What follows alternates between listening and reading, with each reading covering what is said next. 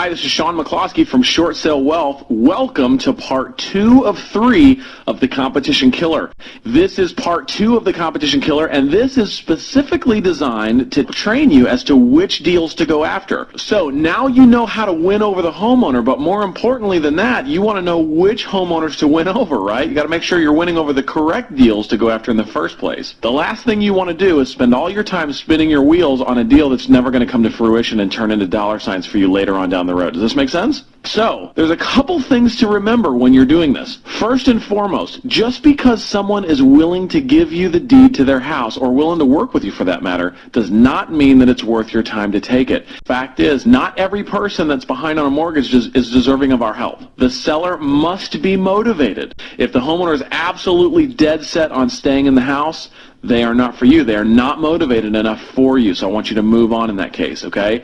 And understand something. You cannot help everyone. Also, you're not the one with the problem. Remember this too. You did not put the homeowner in their situation. If for any reason the short sale does not work, the homeowner is in no worse of a situation than before you came into the picture. So it's not your obligation to help. It's actually their privilege for you to help them. I want you to remember this because there is a big difference between those that need our help and those that deserve our help. I know in the last module we talked about how to overcome a lot of those obstacles. The reality says that there are some times when the homeowner is just not as cooperative as we would like them to be. If they're not fully 100% cooperative now, guess what? They're not going to be later, so move on to the next deal. The seller must also have some type of legitimate hardship. What do I mean by a hardship? I mean there has to be some reason that they're behind on payments that is out of their control. And when I say out of control, I mean like a job loss or a divorce or 2 incomes going down to 1. If they don't waste your time. This module, part 2 of the Competition Killer, in my opinion, is one of the most important, all right? So let's get into the dirty details of which properties you should go over, specifically which deals, so that you know which ones to go after from here on out.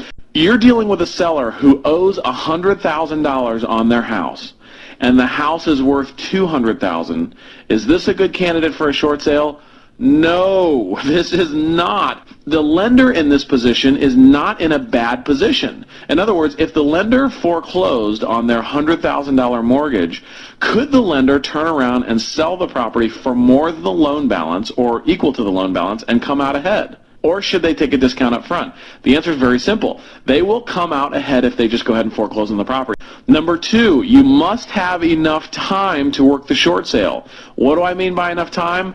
Well, this is different from lender to lender, but my general rule of thumb here is if there's not at least 10 days left before the foreclosure sale, chances are it's not going to be a good short sale. Now, if you're in a quick sale state like I am here in Missouri, we only have 21 days left from notification time of the foreclosure till the actual foreclosure sale date. It's a very fast state. Matter of fact, I believe 21 days is the quickest in the country. So when you're dealing with properties like this, you only have a limited amount of time to start working the short sale. Now, one thing I will tell you is that lenders' guidelines are changing a little bit lately because there are so many foreclosures out there that they are allowing foreclosure sale dates to be postponed more than ever, even at the last minute as of lately. Number 3, you must be able to sell the property later on. So it doesn't do you any good to negotiate an excellent short sale on a property if it's in an area where properties are just absolutely not selling. When we first started, we started working with properties in absolute war zones, and it didn't do us any good because we got some really good deals on properties and then found that there was no one to buy them. Make sure that the neighborhoods that you're working in are sellable neighborhoods. I don't mean they have to be perfect neighborhoods. I don't even mean they have to be high-end neighborhoods or anything like that. I mean they need to be sellable. Okay, number 4, are the comps or the comparables, as we call them, the comparable sales, are they all over the board? In other words, is there a pretty big range from the lowest price sale in the neighborhood towards the highest sale in the neighborhood?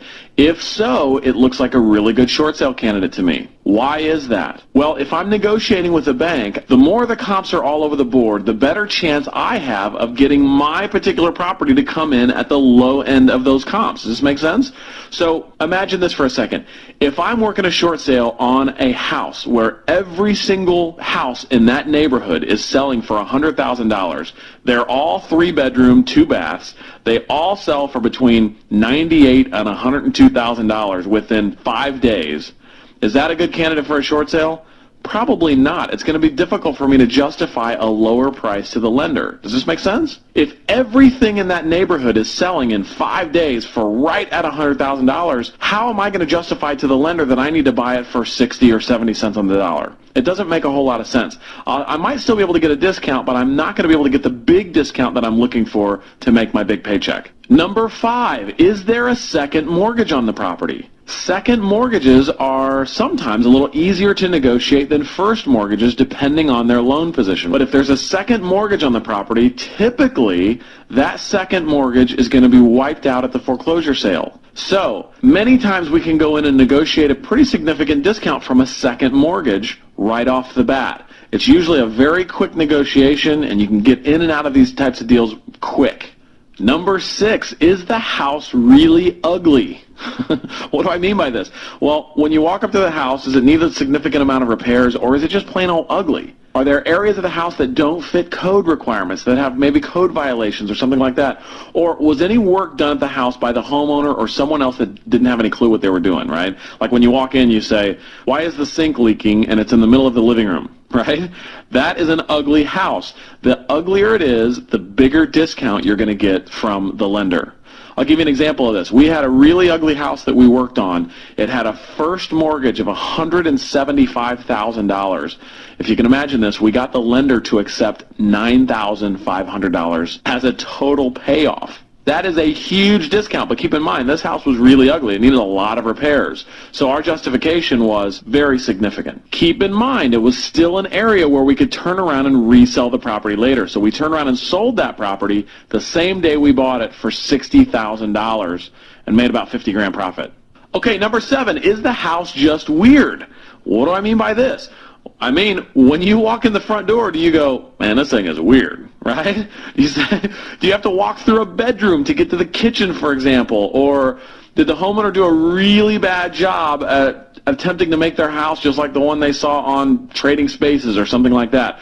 Are there any ugly facades on the house or anything just really weird about that? Is this one a really goofy looking house in the middle of a bunch of really gorgeous big mansions kind of a thing? That will help your chances as well. Keep in mind, the weirder, the uglier the house, all these things are bigger reasons for the lender to take bigger discounts. That's why I want you to go after these types of deals and these only. Number 9, does the house just seem to have plain old bad luck? Well, what the heck does this mean? What I mean by bad luck is this. Bad luck refers to the things around the house that might affect its value, but they're not things that actually touch the house. They might not be directly involved in the house. For example, was it once a beautiful home that overlooked a gorgeous creek and wooded area maybe, but now there's a Walmart in the backyard? That is a house that has bad luck. Or did the house used to not be in a flood zone, but now it is? That's a bad luck house. Another example of a bad luck house is we had one where there was actually a suicide in the house, and all of the neighborhood knew about this. That's a bad luck thing. We use that to negotiate with the bank and get the loan balance down. And finally, if it doesn't have any of this criteria, does that mean that you can't do a short sale? No, you can still do a short sale. What this does mean, though, and I really want you to understand this, if it doesn't have one of the criteria that we just talked about, the chances of you getting a significantly large discount is small. So you can still get a discount, but don't plan on getting more than about a 15% discount. Because remember, there are still costs of foreclosing. There are costs to the lender. So there is still a reason for them to discount the property, just not a significant discount. So if it fits the criteria that we talked about before, those are the bread and butter deals. Those are the ones you make your biggest paychecks on. You can still go after a nice house in a nice neighborhood, that the comps are not all over the board, that the house is not weird, the house is not ugly. Just don't plan on, most of the time, getting a significant discount. Okay, that about sums it up for part 2 of 3 of the Competition Killer. Please be sure to visit us on the blog. Please come and visit us because I encourage you to ask questions. We're going to have a Q&A session coming up here in the next couple of days. Keep your eye out for that. And I'm also going to give you an opportunity to check out my $20,000 document. This is a document that we show to the homeowner. It literally costs $20,000 to produce. I'm going to show you a copy of this so that you can reproduce it on your own if you like. But please be sure to join us back. Ask great questions, and I look forward to speaking with you soon. Thank you for allowing me to serve you. This is Sean McCloskey from Short Sale Wealth. See you soon.